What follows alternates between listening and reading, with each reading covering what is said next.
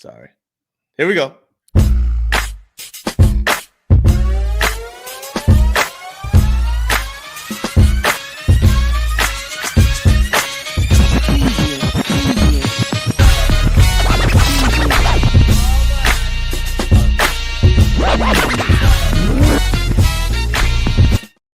Yo, Oh, yeah. Don't always put a smile on my face. right now we back to it. You know what I'm saying? I'm sitting over here on this side. I got the up to it side working, so that's good news.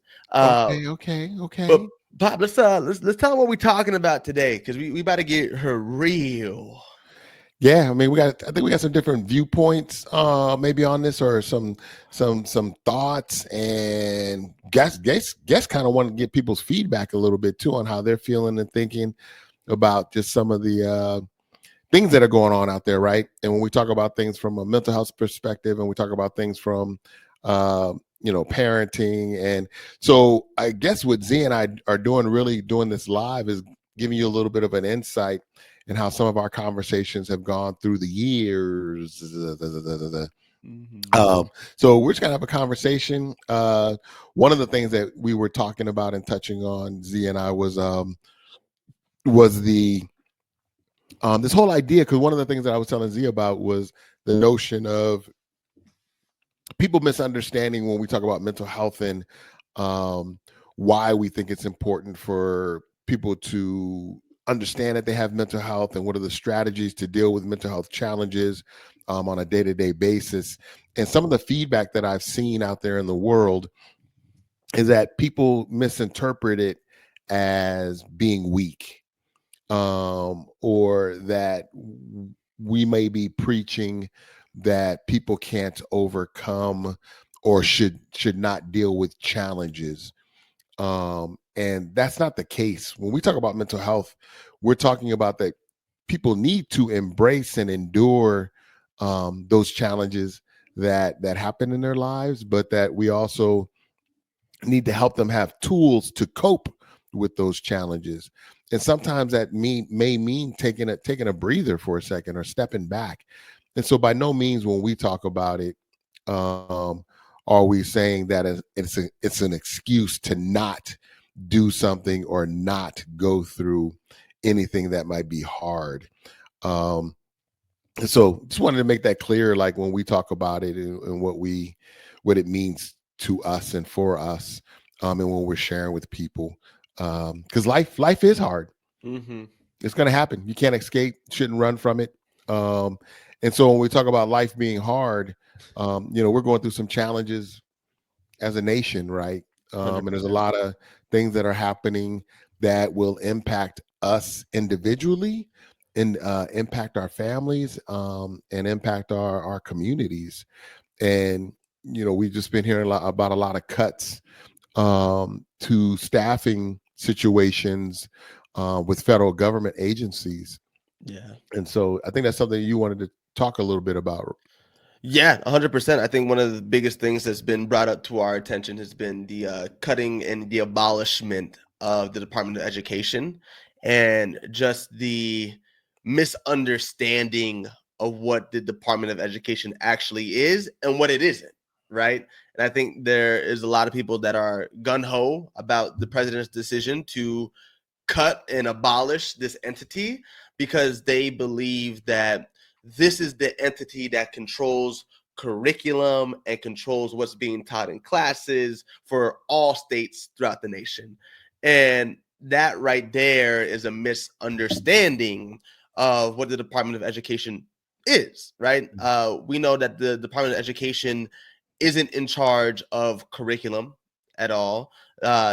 Those in charge of the curriculum are the states. The states get to decide what gets implemented into their public schools and their charter schools and stuff like that, of what needs to be followed in the guidelines. So that's already controlled by the state. And one of the things that we talked yesterday, that I keep hearing, is that the other argument is, well, people kept, every time I talked to somebody about high school, they said, dang, I wish I would have learned about that in high school. Mm. I wish they would have taught that in school. So I'm glad that the Department of Education is getting cut, because now we can reimagine what the Department of Education looks like, or something along those lines. And Hmm. you said something that was interesting to me yesterday. You said something. Uh, no, I'm not going to quote you word for word, but it was like, well, you don't know what you want to learn until you need to learn it, Hmm. right? Until you have that skill. But the reason why we want to focus on this, and why this cut and this, the wording is abolishing or dismantling of the Department of Education, is because I believe, I won't speak for my dad, I believe that it could potentially lead to more harm than good for our students that are low income, that don't have access to the same resources. Um, so Pop, that's really where Yeah. with all of that, what is your Yeah. I think so. I think, yeah, the Department of Education holds a lot of responsibility. And I think from what I understand, and, people going to put in the comment and help, but is the Department of Education came about to help with kind of basically leveling the playing field across the nation as far as setting guidelines and standards in which states and school districts should follow and adhere to, so that everybody was basically trying to have the same goal. With eradicating or getting rid of Department of Education, that changes, right? So now one state can do it one way, another state can do it another way, the other state's going to do it that way. So that can create a gap in what learning needs to actually occur. So what are the standards? The standards that'll be set in Arizona will be maybe different than the ones in Mississippi or Chicago or Atlanta or New York or Connecticut. And so and then also, they also help with the money that goes into that. So point being, like, Arizona is the 49th out of 50th, is 49 on the as far as funding for education. right? Arizona. So I don't know. I mean, we get money, but I mean, the question is, how's our state going to fare? Will it do better? I don't think so, but it may. You know, in sharing what or how monies are dedicated towards education. And so, when you look at the rural areas throughout our nation, our state's going to want to put more money into that. But at least with the Department of Education, it was saying that, hey, we're going to give you a fair shake at this, um, and have some type of standard that you have to meet. So that just goes to the point of, again, I think certain states then making a decision of where that falls for them as far as importance. In addition to all the things they have, I I I am a little nervous about that, and I think a point that you made is, um, then if states have it upon themselves to decide what is taught and what is not taught, um, Mm. again, there's no national standard or Accountability, national accountability, accountability. right? Some states, I think you were saying, like, might say, hey, we're not going to talk about the history of Black folks whatsoever. Mm. And then there might be others that lean more into it. Well, um I think you bring up a good point too, with the whole now DEI initiative being taken away. Now there is no accountability for, because what could have been the argument maybe 2 months ago was, okay, well, if you want to learn about Mexican history, Mexican American history, go take the Mexican American history class instead of taking this U.S. government class.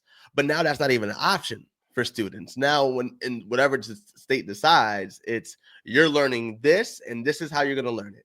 Right? There's no variety or diversity of, of messaging for people that maybe need to know more about that history.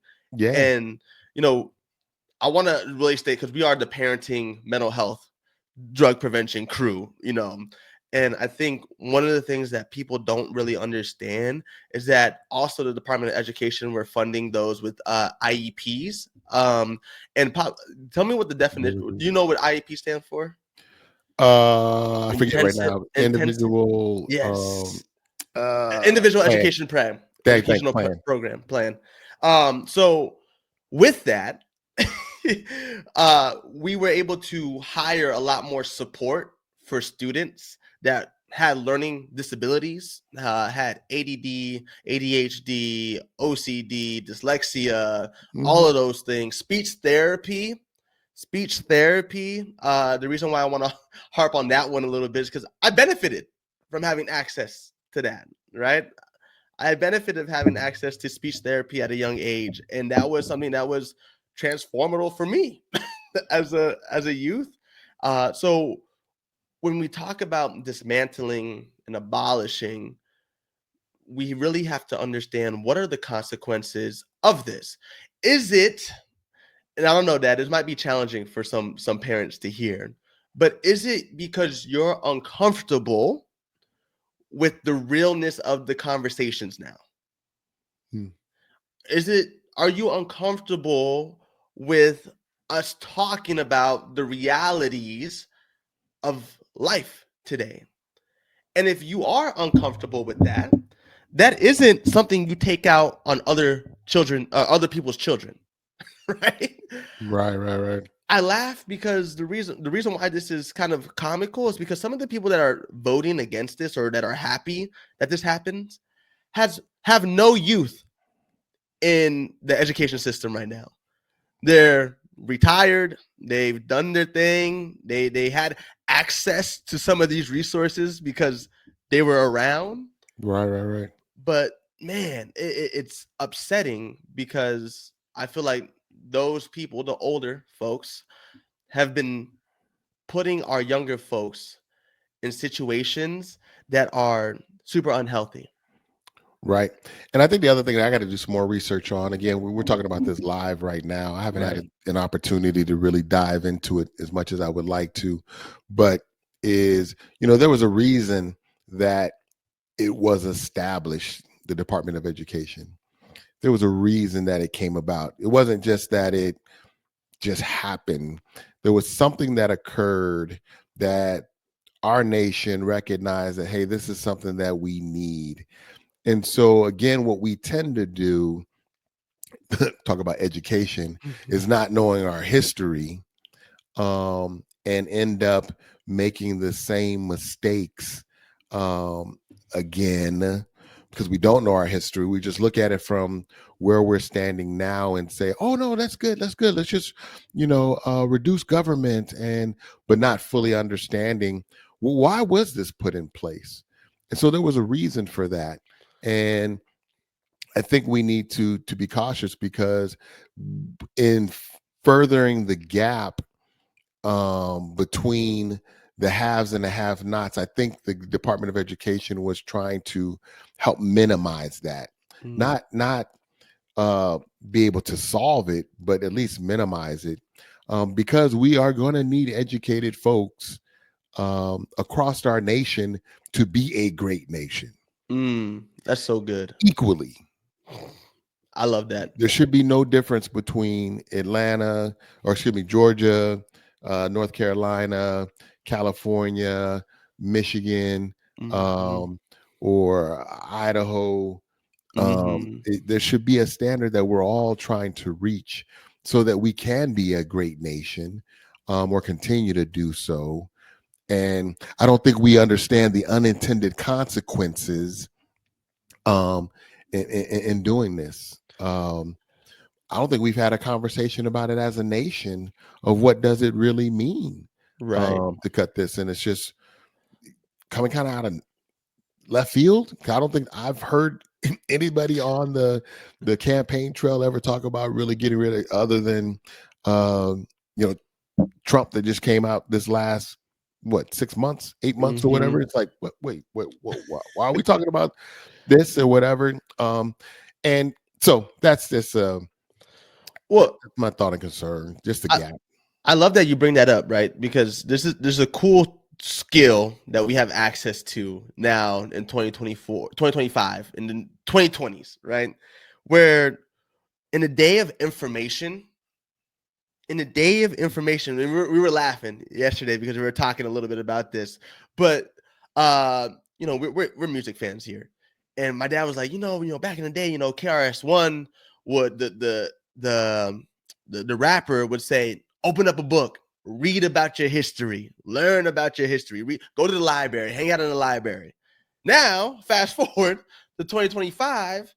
Yo, if you want to answer to something, you know how quick you can plug it into the Google, and Google is free, y'all. Like, and I don't say that to be condescending. I don't say that to be like, but it's like for real. Like, use the resources here that are handed to you. One of the Yeah. biggest, newest resources. And while you were talking, you wanted to know, why was the Department of Education created in the first place, right?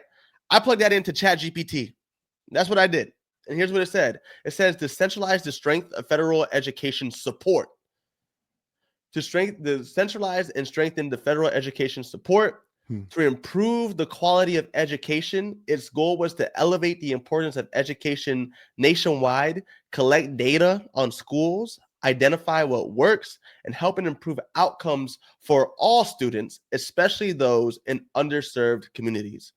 And then Dang, I'm pretty smart. you know a little something, bro. I am Chat GPT. And then you hit you hit it on the head with the finishing touch, because you said to promote equal access. To promote equal access to the same education, so that it wasn't, let's be real. We can't, right now, a lot of us cannot get up and move to a different state. If the education's bad, you first have to find a job that maybe aligned with that you followed to that state. You would have to leave some family behind. It's a lot more sacrifice, Yeah. right? And sometimes, if it boils down to it, I know some of you will have no problem making that sacrifice. But what about those parents in rural communities? And I love that you brought up rural communities, because I get to spend a lot of time in these rural communities. And with that, you notice the disparities in that versus somebody else. And they tend to get overlooked because of whatever prejudice, whatever idea we have of rural communities. But if they want their kid to go to college and get an education, and they want them to perform well, it's harder for those parents or guardians, because some of these people in rural communities, they're being raised by their grandparents. And that's honest, right? Or they're being raised by a single family member. And some are not, but yeah. Some are not, but I don't know the numbers, and I could probably pull up the numbers if I wanted to, but they can't just pick up and go. It's not as easy as people make it seem, especially now, where you need, Right. and on top of that, when you want to move to a different city or state that has better education, the cost of living is going to be higher, right? Because now we're going to have to tax heavy property taxes for whatever reason to fund public education as a whole, or whatever that may look like. I don't know what the schooling will look like if this does actually happen, but I can imagine the parent stress that comes with that. And they're already stressed out already. I can Right. imagine the student uncertainty when it comes to that. So maybe operating in fight, flight, or freeze mode more frequently. So is this really going to benefit us in the long run? And we already are in a youth mental health crisis and an epidemic as we speak. So are we doing them a disservice by putting this more on them and on their plate? Yeah. No, I think it's yeah, I think there's more to come on it. And again, the other thing that you kind of mentioned at the beginning that needs to be realized is this is an executive order. And it is meaning that it's kind of a test. I don't think any president that I'm aware of has done as many executive orders to dismantle, take apart, get rid of federal agencies through executive orders. This is not a law. It'll still have to go through Congress. But while this presidency is occurring, um, it will have to take effect. And so we'll get to see w- what this does. And it's almost like a live experiment in real time that it could be dangerous. And in order for us to continue to be a great nation, um, we I think we might be taking away some of the scaffolding that helps us to be so. Um, and at least trying to at least maintain some type of equality nationwide, a standard. Are people hitting it? No, but at least it's a goal, right? In which was being set. I mean, with no goal, you don't know where you're going. And yes, there's tons of things that could probably be done better, always in any business, in any family.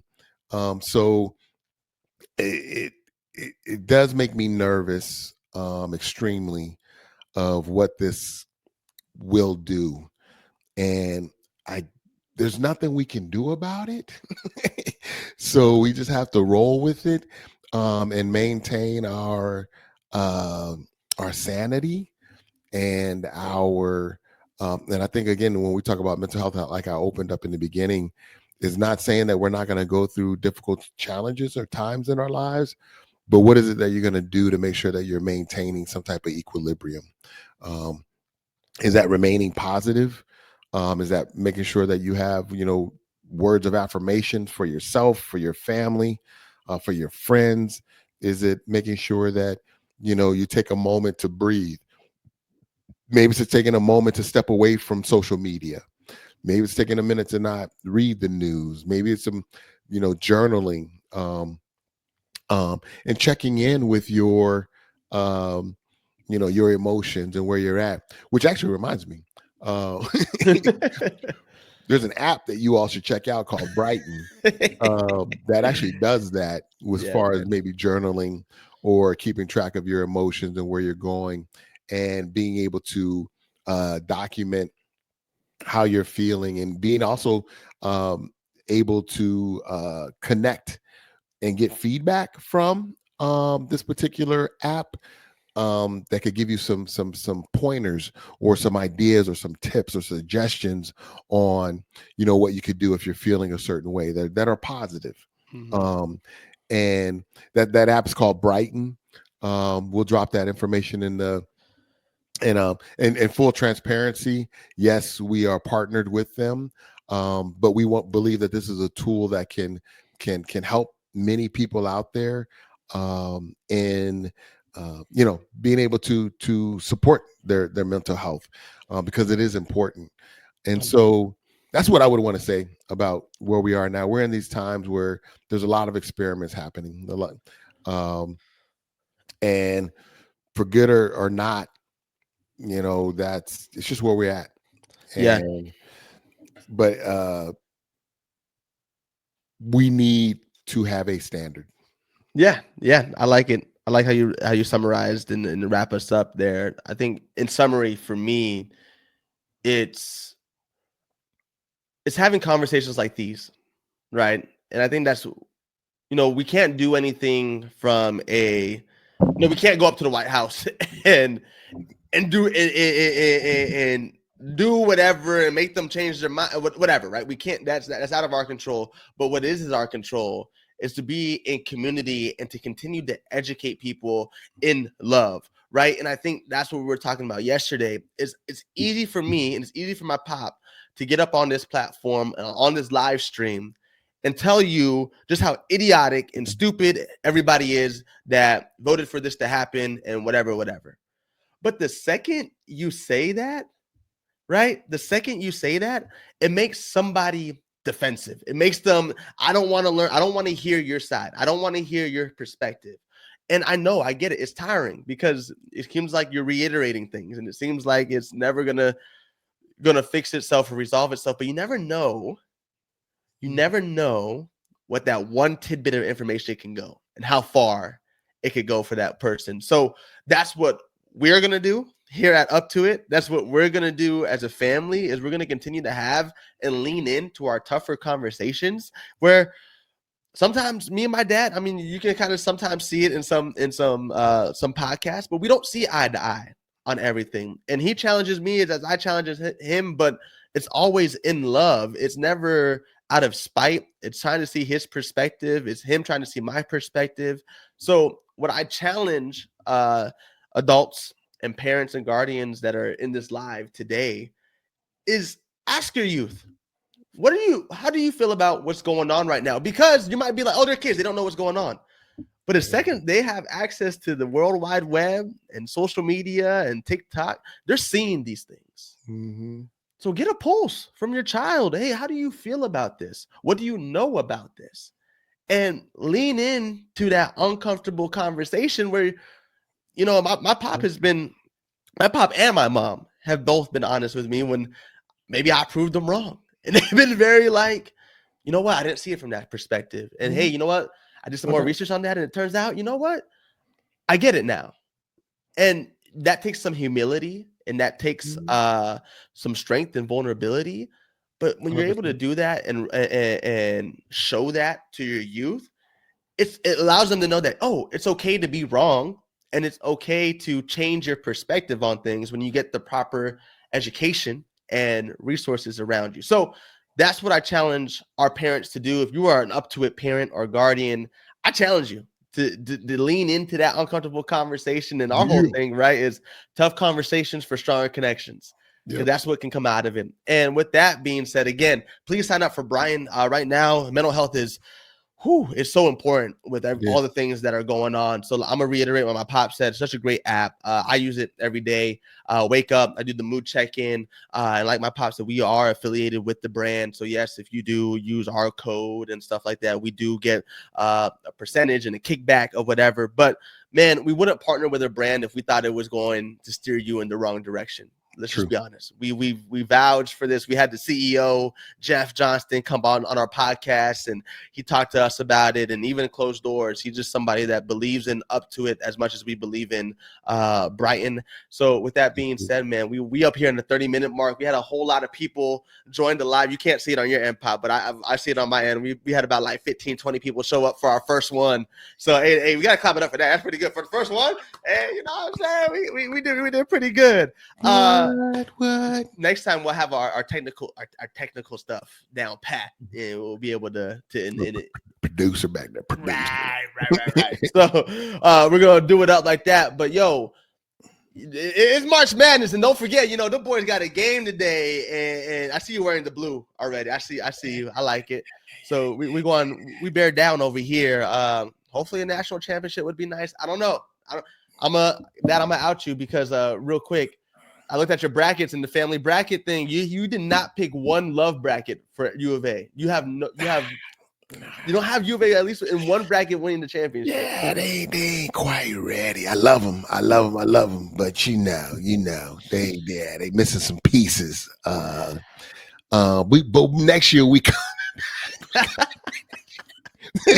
I had to out my pocket. I looked actually, and my mom's didn't even pick one. Usually what happens in these family brackets is my mom and dad at least have one bracket that they dedicate to the U of A winning. And this year they decided to. What had happened was I've been working on 3 different grants and I'd had time, so I had to do the auto pick. Oh, truth comes out. The autofill, so I didn't really have time to sit down and mastermind my pick. So I wanted to make sure I had an opportunity to get bragging rights in the family bracket pool. So sorry, U of A, but hey, I love y'all. Y'all know I'm down with y'all. Man. All right, man, we got to get out of here. Yeah, we're going to get up out of here, man. We hope y'all have a great rest of your day, and we're going to get out of here. Peace.